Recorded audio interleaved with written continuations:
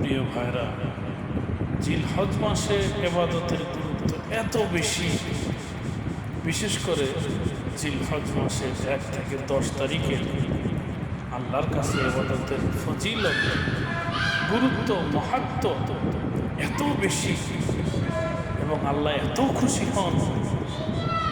আমরা অনেক মানুষ আছে এটা জানি না, আর যারা জানি তারাও এটার আমল করি না, গুরুত্ব দেই না।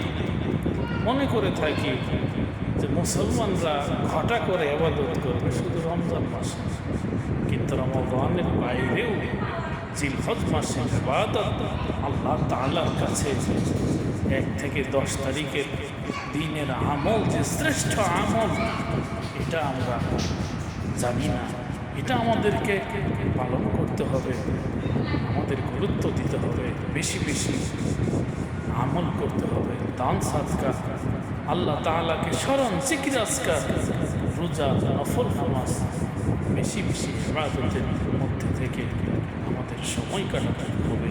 আল্লাহ রাব্বুল আলামিন আমাদেরকে জিলহজ মাসের জন্য একজন ইবাদতকারী হিসেবে কবুল করুন। আমিন।